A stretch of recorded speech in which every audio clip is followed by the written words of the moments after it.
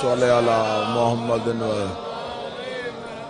دعا مالکان عزت بارگاہ عزت میں آئے ہوئے ہر صاحب عزت کی عزت کو محفوظ فرمائے۔ میرا مالک آٹھویں بادشاہ والی خراسان کی بارگاہ میں بانیان کا یہ پرسہ حاضرین کی یہ شرکت میرا مالک قبول و منظور فرمائے، اس پرسے کا بہتر سے بہتر اجر عطا فرمائے۔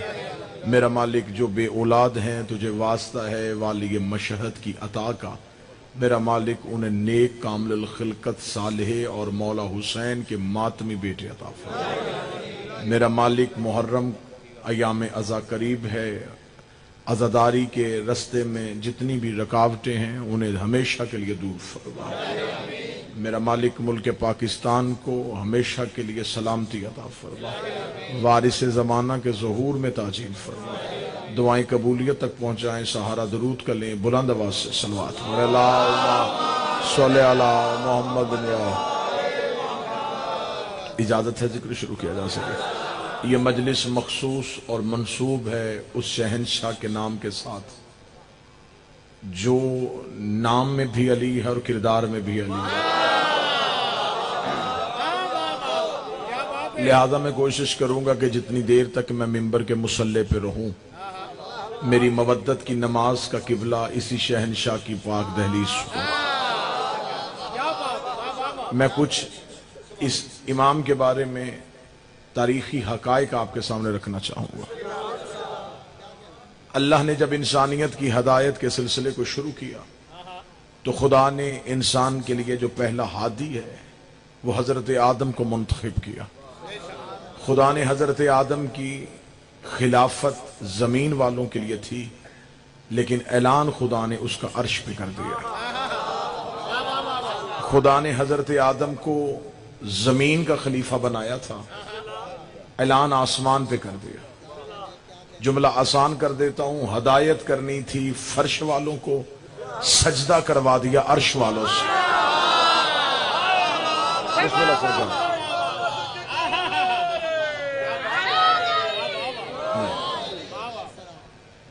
حضرت آدم کو خلافت دی ہے زمین والوں کے لیے، اعلان کر دیا آسمان پہ، یعنی ہدایت فرش والوں کو کرنی تھی، سجدہ عرش والوں سے کروا دیا۔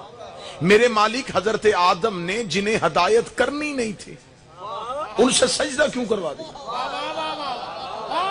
سجدہ بنتا تھا ہمارا، بنایا تھا ہمارے لیے، آدم زمین پہ بھیجتا، نسل آدم آدم کی تعظیم کر لیتی، بنایا ہمارے لیے تھا، سجدہ آسمان پہ کروا دیا۔ خلیفہ زمین کا تھا، اعلان عرش پہ کیوں ہوا؟ زیادہ تمہید میں آپ کا وقت ضائع نہیں کروں گا۔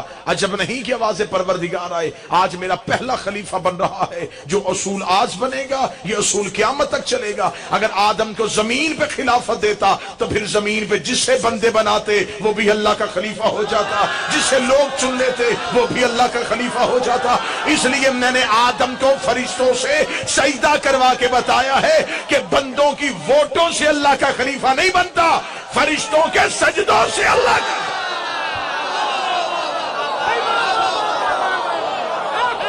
مولا حسین عزت عطا فرمائے۔ اب یہ نہیں دیکھنا کہ اجماع امت کس کے پاس ہے، یہ نہ دیکھنا کہ ووٹیں کس کے پاس ہیں، یہ دیکھو کہ فرشتے کس کے دروازے پہ آ رہے ہیں۔ جو علمی چہرے سمجھ گئے کہ میں موضوع کو کہاں لے کے جانے لگا، جو اللہ کا خلیفہ ہوتا ہے خان صاحب اس کے لیے تخت اور تاج تو ضروری ہوتا ہی نہیں، کوئی ضروری نہیں ہے کہ جسے اللہ خلیفہ بنائے وہ حاکم بھی ہو۔ اگر حکومت اللہ کی حجت کے لیے ضروری ہوتی فرعون تخت میں بھی لانتی تھا،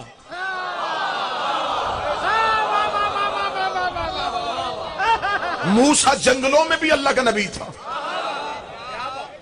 عزیز مصر تخت میں بھی ملعون تھا، یوسف قید خانے میں بھی نبی تھا۔ اللہ کی حجت کے لیے تخت تاج حکومت کوئی ضروری نہیں ہوتی، حاکم کرتا ہے جسم پہ حکمرانی، حجت کرتی ہے روحوں پہ حکمرانی۔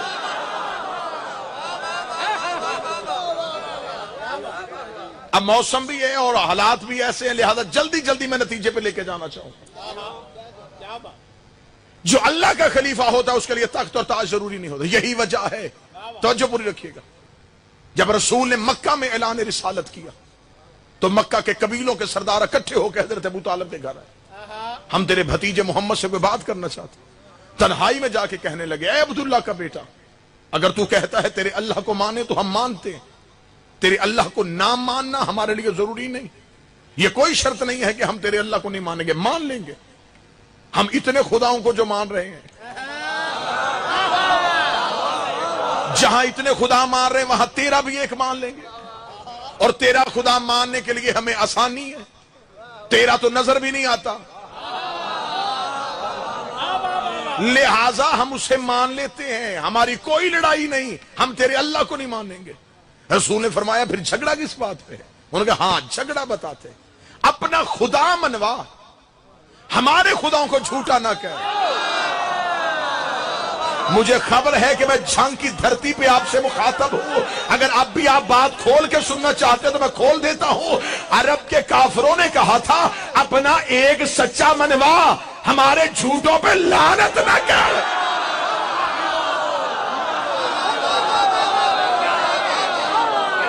ये काफिरों का शुरू से प्रोग्राम है, कहते हैं सच्चा मनवा, झूठे पे लानत न कर। अब जिन बंदों को हलक तक इत्तेहाद आया है, इत्तेहाद होना चाहिए, इत्तेहाद होना चाहिए, वो मुझे किसी किताब से साबित करे। नबी से ज्यादा खुल्क़े अजीम का मालिक भी कोई था जिसने पत्थर मारने वालों को दुआ दी? उसने मक्के वालों से ये कह के इत्तेहाद नहीं किया कि तुम भी अपने माने जाओ, मैं भी अपने माने जाता हूं। उसने कहा मेरी नबूवत बचेगी नहीं जब तक झूठों पे लानत रहेगी।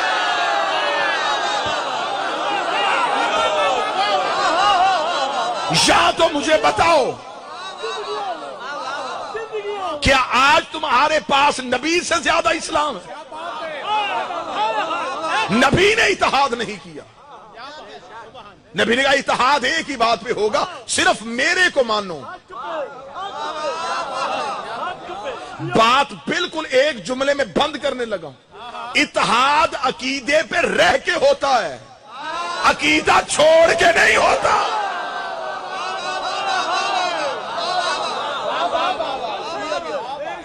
ये कौन सा इत्तेहाद है जो आज हो रहा है? जो आले मोहम्मद का गुस्ताख हो उसे भी सजा मिलनी चाहिए। लिहाजा तू हमारे पीरों के साथ कुछ ऐसे लोगों को भी बचाने की कोशिश कर रहा है। मैं मिंबर से कह रहा हूं, तू आले मोहम्मद की इज्जत नहीं करना चाहता, ना कर। तू शियों की वजह से अली को नहीं मानता,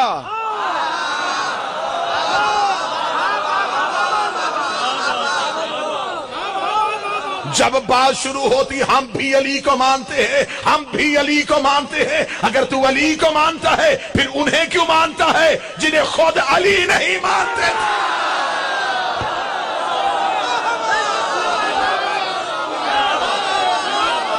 अली और वलीउल्लाह डट जाने का नाम है।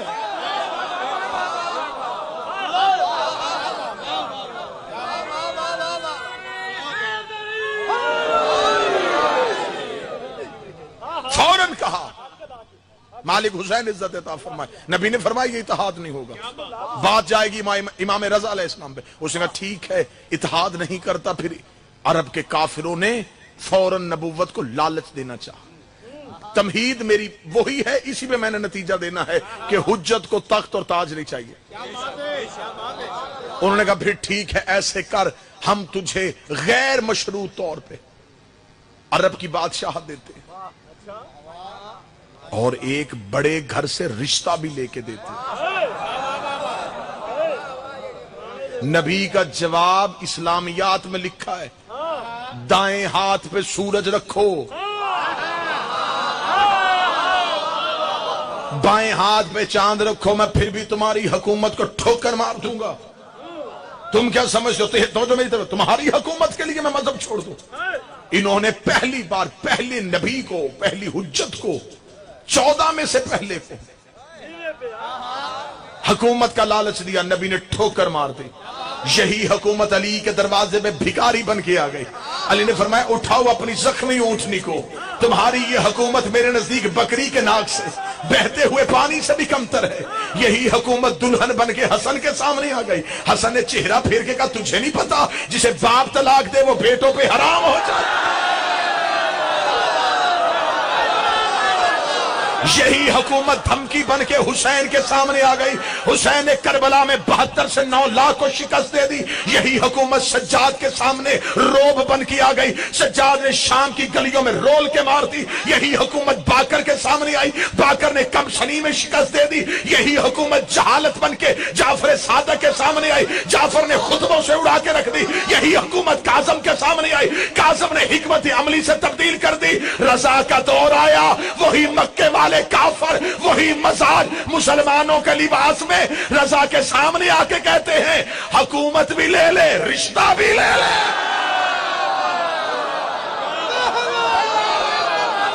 जो लालच पहले को दिया था, वक्त के दामन में वुसअत नहीं थी। मैंने लम्हों में आपको तारीख का सफर करवा दिया। मैंने एक एक हुज्जत का दौर नहीं पढ़ा, हर हुज्जत ने तख्त को ठोकर मारी। फरमाया जब पहले मोहम्मद ने कबूल नहीं की, पहले मोहम्मद को भी कहा हुकूमत ले, रिश्ता ले। 8वां मोहम्मद आया, लालच फिर वही आ गया। हम तुझे हुकूमत भी देते हैं, हम तुझे रिश्ता भी देते हैं। 8वां शहनशाह वली अहदी दी गई इमाम रशीद ने। जो लोग एतराज करते अगर मामून जालिम था, इमाम ने वली अहदी कबूल क्यों की? अजीज मिस्र के लिए अल्लाह ने यूसुफ को वली अहद बनाया था। ये वली अहदी नहीं थी। और मामून रशीद ने भी इमाम को वली अहदी इमाम से मोहब्बत की वजह से नहीं दी थी, सियासी मकासद हासिल करने के लिए। और इमाम ने भी वली अहदी उसकी हुकूमत की वजह से कबूल नहीं की। इमाम ने कहा जहां मदीने बैठ के ये मुझे कुछ नहीं करने देता, मैं इसके दरबार में बैठ के इसकी धज्जियां उड़ा दूंगा।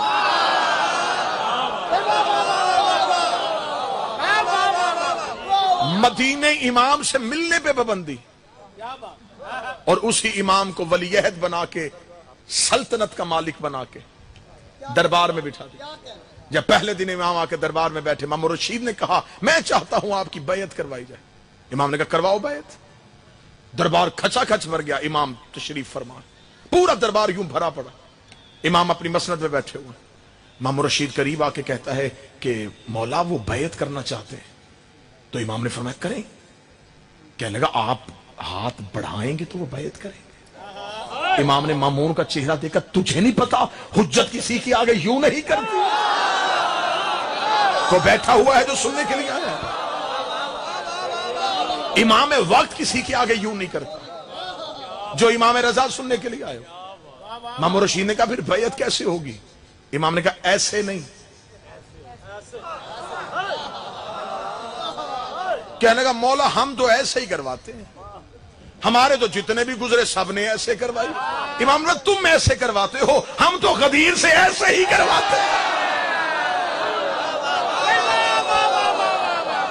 रसूल ने गदीर में अली का हाथ फैलाया नहीं था, बढ़ाया था।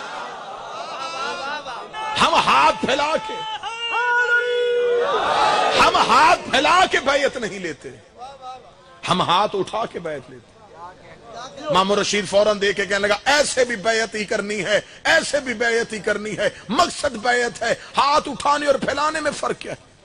इमाम फौरन बोले। इमाम ने फरमाया ऐसे हुक्म इलाही है, ऐसे इनकार इलाही है। कहने लगा किस कुरान की आयत में लिखा है कि बैयत ऐसे करवाते हैं? इमाम ने कहा तूने कुरान नहीं पढ़ा? यदुल्लाहु फौका बिअयदिहिम, अल्लाह का हाथ बंदों के हाथ के ऊपर होता।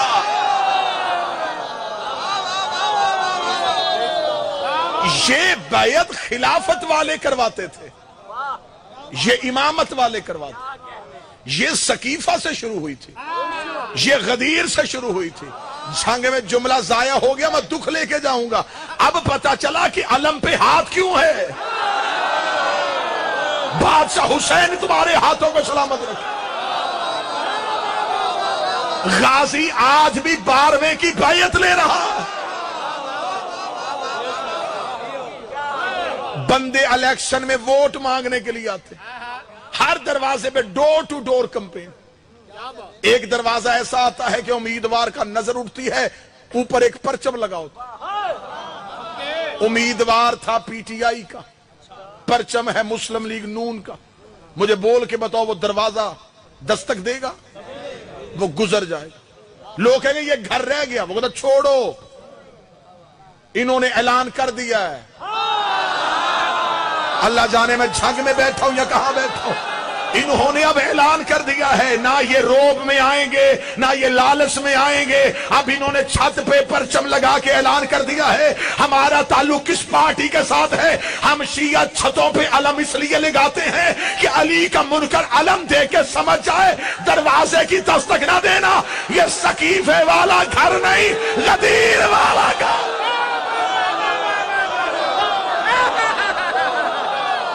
یہ اب بکیں گے نہیں، یہ اب جھکیں گے نہیں۔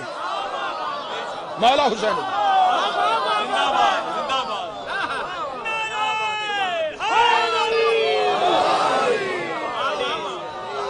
بسم اللہ صاحب۔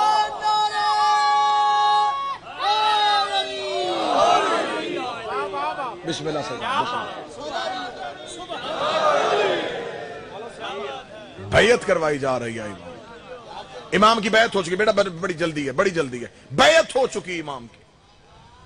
اب امام ولی عہد ہو چکے ہیں۔ اب دربار میں امام نے مامون رشید سے کہا سیاست کے معاملات کو تو چلائے گا، مذہب کے معاملات کو میں چلاؤں گا۔ آل محمد کے ہاں سیاست نہیں ہوتی، سیاست میں کبھی جھکنا پڑتا ہے کبھی رکنا پڑتا ہے، امامت کے ہاں تغیر نہیں ہوتا۔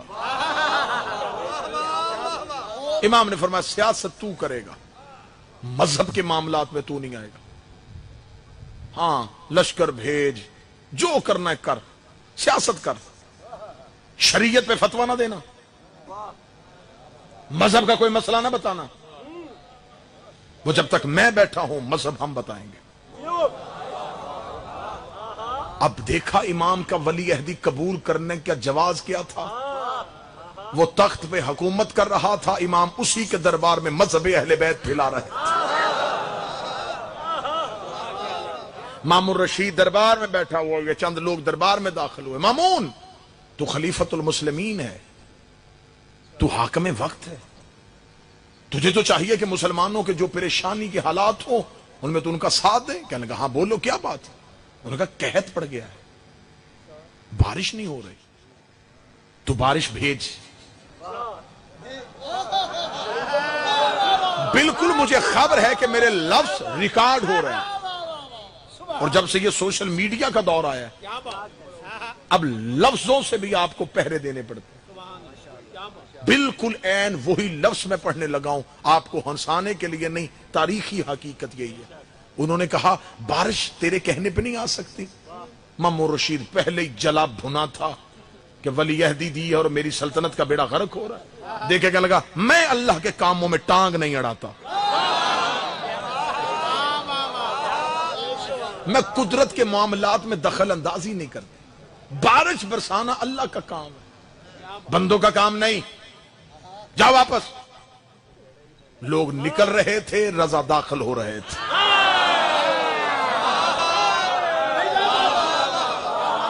امام رضا نے دروازے سے روکے جاتے ہوئے لوگوں سے کہا کیا پوچھنے آئے تھے؟ کہنے لگے بارش کہنے آئے تھے، اور یہ کہتا ہے اللہ کے علاوہ کوئی نہیں کر سکتا۔ امام نے کہا رکو، واپس آؤ۔ واپس ہٹایا امام نے۔ مامون رشید دیکھے کہنے لگا آپ کر سکتے ہیں؟ امام جلال محمد ہم جو چاہیں وہ کر سکتے ہیں۔ جو 8ویں بادشاہ سے مانگنے کے لیے آئے ہو، جن کے ہاتھ کشکول بنے ہیں مشہد والے کے آگے، امام نے فرمایا بارش کیا، ہم جو چاہیں،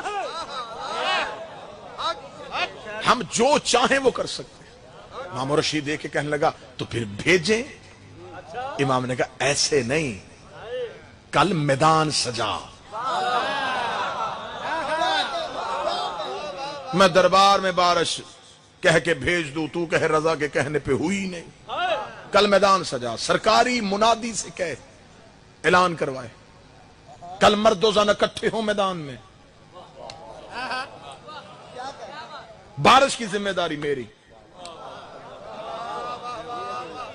سرکاری منادی نے ندا کرنی شروع کر دی، میرے مولا آپ نے دربار میں بارش کیوں نہیں برسائی، میدان کیوں سجایا؟ فرمایا ہر علی کو کوئی غدیر چاہیے، کو بیٹھا ہے جو سن رہا ہے، غدیر نبی نے بنائی تھی اس علی کی ولایت کے لیے، میں غدیر سجاؤں گا اپنا ولایت منوانے کے لیے۔ میدان سجاؤ، مرد و زن کو بٹھاؤ۔ اعلان ہو گیا، مرد و زن اکٹھے ہو گئے۔ اتنی سخت گرمی تھی، حیوانوں کے منہ کھلے ہوئے تھے، پرندے سہمے ہوئے بیٹھے تھے، زمین سوکھ چکی تھی، دانا زمین کے سینے سے نکلنے کے لیے تڑپ رہا تھا۔ لوگ اکٹھے ہو گئے، امام کا انتظار ہو رہا ہے۔ جنگ والوں صرف انسان امام کا انتظار نہیں کر رہے، پرندوں بھی شجر بے رضا کا راستہ دیکھ رہے تھے، زمین بھی امام کے قدم چومنے کے لیے ترس رہی تھی۔ یا تھوڑی دیر کے بعد لوگوں کے چہرے پہ امید کی کرن آئی، امام رضا اپنے گھر سے نکلے، لوگوں نے امام کی طرف دیکھا، سر پہ رسول والا امامہ، کاندھے پہ ابو طالب والی چادر، ذوالفقار حیدری کو حمائل کیا ہوا، چہرے پہ حسن کا حسن سجا ہوا، آنکھوں میں حسین کی کریمی لی ہوئے، ماتھے پہ سجاد کے سجدے کا نشان، سینے پہ باکر کا حلم، زبان پہ جعفر کی صداقت، ہاتھوں پہ کاظم کی عطا، توحید کے تیور۔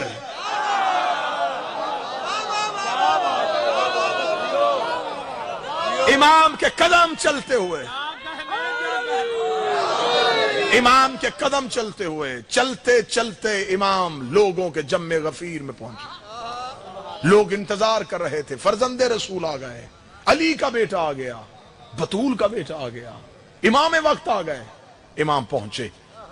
اب کتابیں کہتی ہیں کہ امام نے اپنی عبا کو کھولا، اپنے دونوں ہاتھوں کو اٹھایا، ایسے اٹھایا کہ امام کی ہاتھ کی ہتھیلیوں کی سفیدی آسمان دیکھ رہا تھا۔ امام نے ہتھیلیوں کو آسمان کی طرف بڑھا گا، بار الہا تجھے میری امامت کا واسطہ، جو سننے کے لیے نہیں مانگنے کے لیے آئے، بار الہا تجھے میری امامت کا واسطہ، بارش بھیج۔ یوں ہاتھ اٹھے، کتابیں کہتی ان انگلیوں کے ساتھ بادل کے ٹکڑے چلنے شروع ہوئے۔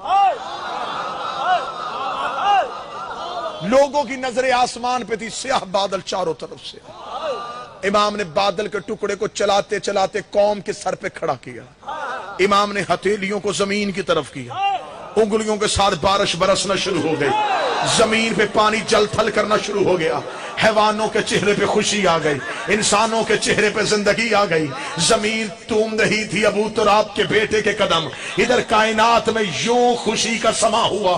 امام نے منہ آسمان کی طرف کر کہا، اتنی بھیج جتنی یہ برداشت کر سکے۔ اگر امام رضا یہ جملے نہ کہتے، بارش آج تک ہوتی۔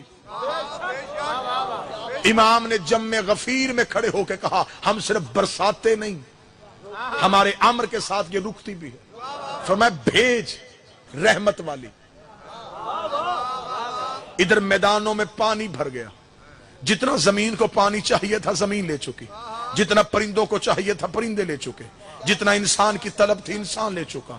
جب ہر ایک کی طلب پوری ہو گئی، ہر ایک کی خواہش پوری ہو گئی، امام میدان سے نکلے۔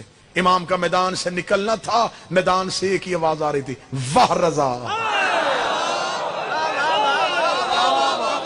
واہ علی ابن موسیٰ، واہ علی کا بیٹا، واہ رسول کا بیٹا۔ کیا کہنے امام وقت، کیا کہنے تیرے نبی کا بیٹا۔ امت امام کو مرحبا کی صدائیں دے رہی تھی۔ یہاں مامور رشید کا مشیر حمید بن مہران یہ دوڑتا ہوا دربار میں آیا۔ درود سارے حضرات مل کے بلند آواز سے صلی اللہ محمد، پھر بھی بلند آواز سے صلوات پڑھیے۔ صلی اللہ محمد۔ بسم اللہ سرکار، بسم اللہ سرکار، حضور خیریت مزاج میں کر دیں۔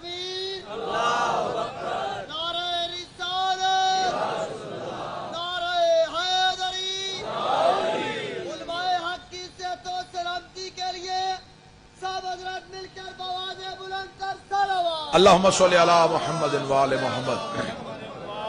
برادر ذی وقار عزت مآب جناب علی رضا کھوکر صاحب، مصائب کے حوالے سے ایک بہترین اور منفرد لہجہ۔ اجازت ہے میں بات مکمل کروں؟ بس فضائل کے حوالے سے آخری بات۔ حمید بن مہران نے جا کے کہا مامون بارش ہو گئی۔ کیسے ہوئی؟ کہنے لگا امام رضا پہنچے۔ کہنے لگا امام رضا نے کیا کہہ کے بارش برسائی؟ اس کا امام نے کہا تھا بار الہا تجھے میری امامت کا واسطہ۔ اور لوگوں نے تو مرحبا کی صدائیں دے دی۔ مامون تیری حکومت گئی، تیرا تخت گیا، آج تو امام کا اختیار لوگوں نے آنکھوں سے دیکھ لیا۔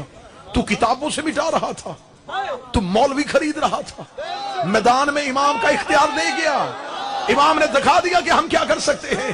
حمید بن مہران نے یہ کہنا تھا، یا مامون کے چہرے پہ موت کی افسردگی آئی، موت کی زردی آئی۔ مامون رشید ابھی سوچ رہا تھا، یا امام رضا کا پہلا قدم دربار میں آیا، دربار کھچا کھچ بھرا ہوا تھا، خوش آمدید آ کے مامون رشید کو امام رضا کی تعریفیں سنا رہے تھے، یا امام کے قدم دربار میں آنا تھا۔ مامون رشید دے کے کہنے لگا فرزند رسول بارش تو ہو گئی، لیکن آپ نے تو کل کہا تھا ہم جو چاہے کر سکتے ہیں، ہم جو چاہے کر سکتے ہیں۔ یہاں کہہ کے گئے تھے کہ ہم جو چاہے کر سکتے ہیں، میدان میں جا کے اللہ سے دعا مانگ لی۔ اگر اللہ سے دعا مانگ کے بارش کروانی تھی تو وہ میں بھی مانگ سکتا تھا، یہ بھی مانگ سکتے تھے۔ پھر تیرا کمال کہاں ہے؟ تیرا اختیار کہاں ہے؟ تیری ولایت کہاں ہے؟ ادھر سارے دربار نے مامون کو دیکھا کہ بڑا اچھا سوال کیا امام پہ، کہ امام نے تو کہا ہم جو چاہے کر سکتے ہیں، پھر میدان میں جا کے اللہ سے دعا کیوں مانگی؟ اتنا کہنا تھا۔ لوگوں کی نظریں امام کے چہرے پہ گئی۔ اب امام کے چہرے پہ علی والا جلال آیا، علی والے تیور آئے۔ امام نے یوں دربار کے چاروں طرف دیکھا، یا دربار میں قلین کا ٹکڑا بچھا ہوا تھا جس میں دھاگے کے ساتھ شیر کی تصویر بنی ہوئی تھی۔ امام نے انگلی کا اشارہ کیا، شیر تھارتا ہوا دربار میں دوڑا، پورا دربار خالی ہوا۔ مامون تخت کی آخری سیڑھی پہ جا کے بیٹھا۔ مامون رضا یہ کیا کیا؟ فرمایا ہم جو چاہے، ہم جو چاہیں۔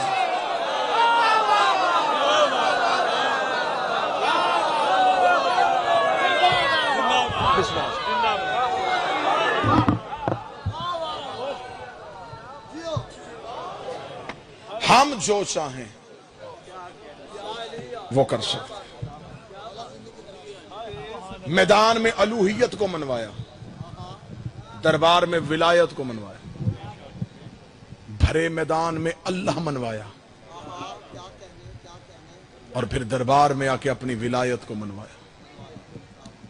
دشمن کے دربار سے جو مرحبا کی صدائیں سنتا ہوں اسے رضا کہتے ہیں۔ امیر ترین امام، 8 صحن، مشہد میں امیری، نوکروں کا بادشاہوں جیسا استقبال، سونے کے دروازے اور چاندی کی زری، اور زیارت پہ لکھا ہے السلام علیکہ یا غریب الغرب۔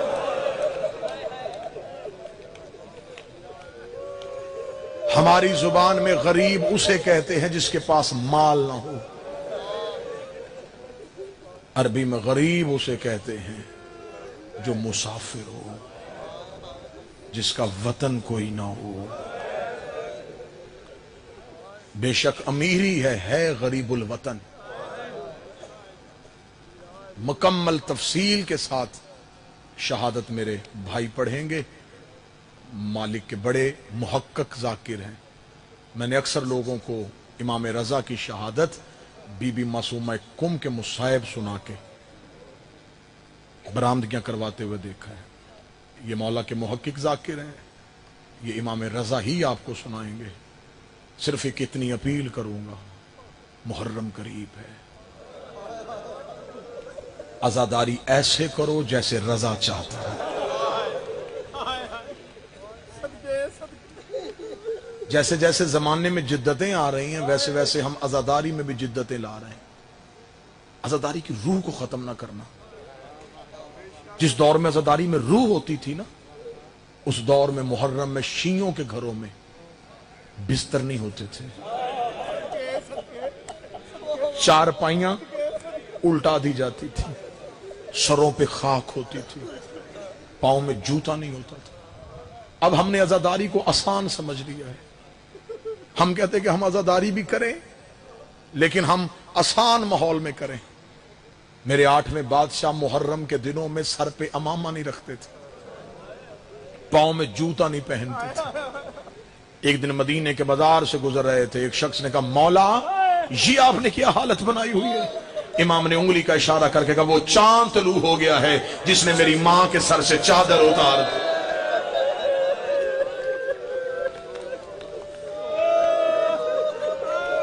अजरो को मैंने तू मुझे पूछ रहा है कि मेरा अमामा क्यों नहीं?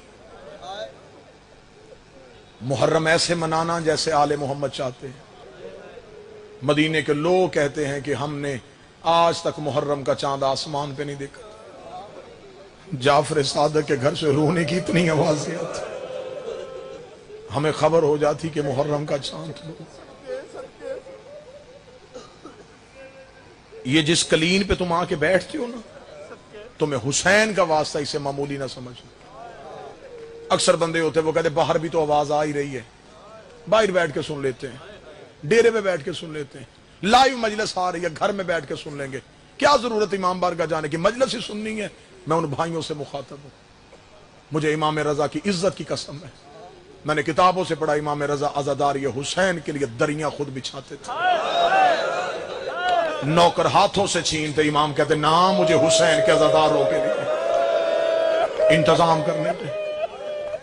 ये जिस कलीन में तुम बैठते हो ना आके, मेरे मौला रजा बैठने से पहले भी उस जगह को चूमते, उठने से पहले भी चूमते। सहाबा कहते मौला इसे क्यों चूमते हैं? फरमाइए वो जगह है जहां फरिश्ते परमस करते हैं, यहां अंबिया अपनी दस्तारें रख के जाते हैं। तुम्हें क्या खबर है कि मेरी दादी हुसैन के अज़ादार का कैसे इस्तकबाल करती है? आप क्या समझते हैं कि आपने इश्तिहार पढ़ा और आप मजलिस सुनने के लिए आ गए? मुझे गाजी के अलम की कसम है, तुम जितने मजलिस में आए हो, मजलिस से एक दिन पहले ज़ारा हर एक मोमिन के घर जाती है, रो के कहती कल मेरे बेटे का जनाजा उठना है, मैं तुझे तेरे घर में दावत देने के लिए आई हूं, मैं तुझसे वादा करती हूं मैं तेरे घर की जामन हूं, मेरे बेटे के जनाजे पे जरूर जाना।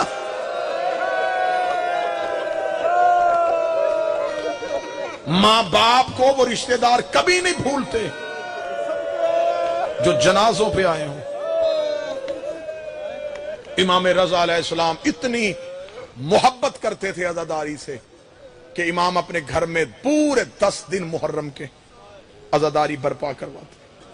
बस ज्यादा से ज्यादा 1.5 मिनट इमाम ने अपने घर में अज़ादारी का इंतजाम करवाया, क्योंकि मजलिस मौजू इमाम रज़ा है, शहादत भाई पढ़ेंगे, एक दर्स सुना। इमाम ने अपने घर में अज़ादारी का एहतमाम करवाया। रोते हुए इमाम कहने लगे अपने नौकर से, उठ देबल खजाई को बुला के ला। यह जाकिर शबीर था, मरसिया खान था और शायर था। इमाम ने कहा उसे बुलवा। नौकर दौड़ा जाकर देबल के दरवाजे पे जाकर, तुझे रजा ने बुलाया। देबल जल्दी से इमाम रजा के घर की तरफ चला। किताब कहती है दरवाजे पे देबल पहुंचा था, इमाम जहां बैठे थे वहां से उठे, देबल की तरफ तेज कदमों से चले। अगला जुमला कहूंगा, जहां सैयद बैठा चीख से पता चल जाएगा। जाकर देबल के गले में बाहें डाल के कहते हैं, मेरी दादी के मददगार तुझ पे मेरा सलाम, ऐ मेरी मां फातिमा के मददगार तुझ पे मेरा सलाम। देबल का जिस्म कांपा। इमाम हाथ पकड़ के मजलिस की जगह पे लेके आए। जाकिर हुसैन का छोटा हो बड़ा हो एहतराम जरूर करना, वो नाम लेता है हुसैन का। इमाम उसे लेके, इमाम आके कहते देबल मुहर्रम आ गया है, तूने मेरे दादे हुसैन पे कुछ लिखा नहीं? देबल कहता मौला रात ही मैंने नया मरसिया लिखा है। इमाम कहते सुना ना मुझे। देबल खड़ा होके पढ़ने लगा, मुझे गाजी के अलम की कसम है। इमाम रो गए, रुक, खड़ा होके ना पढ़, मिंबर पे बैठ के पढ़। देबल रो कहता मौला आप कहां बैठेंगे? फरमाया मैं तेरे सामने मट्टी में बैठता हूं। देबल रो कहता मेरी जुर्रत है नौकर मिंबर पे बैठे और बतूल का बेटा जमीन पे बैठे। इमाम रो के कहते ज़ाकिर हुसैन बन, मैं थोड़ी देर आज़ादार हुसैन। तुझे नहीं पता कि इस मट्टी पे बैठ के रोने का क्या है? मुझे हुसैन का आज़ादार बनने दे। देबल कहता हुक्म इमाम था, तमील मुझ पे वाजिब था। देबल कहता मैं मिंबर पे बैठ। देबल ने मरसिया पढ़ा, अरब का मशहूर और मारूफ मरसिया, जो आज भी अरब में पढ़ा जाता है। इतना दर्द वाला मरसिया था। हमादे अहले बैत शहीद मोहसिन नकवी ने इसको उर्दू में तर्जमा किया था। ज़हरा तेरी कलियों का सहरा में बिखर जा, झंगी धरती है मुसाहिब से प्यार करने वाले लोग। अल्लाह शहीद मोहसिन के दर्जात में इजाफा फरमाए। शहीद ने एक एक जुमले में दर्द की दरिया बहा दिए। सज्जाद ये कहते थे मासूम सकीना से अब्बास के लाशे से चुपचाप गुजर।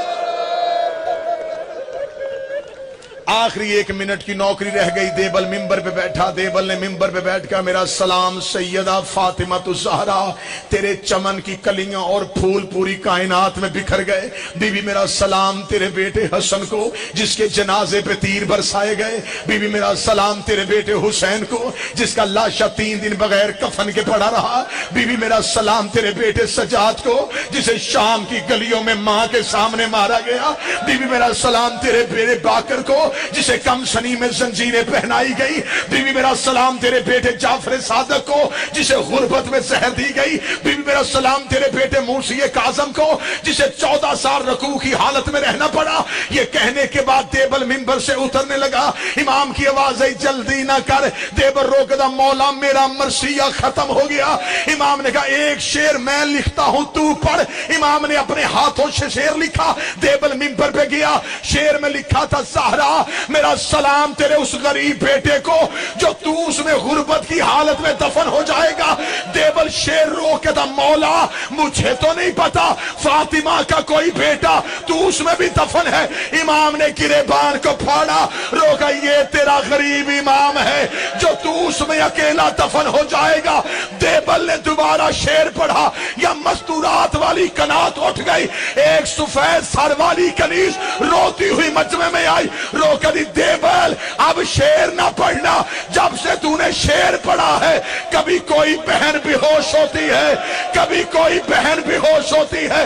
रो के कहना मौला रजा तेरी बहनों ने सिर्फ तेरी शहादत का एक शेर सुना और वो गश कर गई। 70 कदम के फासले पे ज़ैनब सर पे कुरान रख के कातल से कहती रही ना मार। मेरा 3 दिन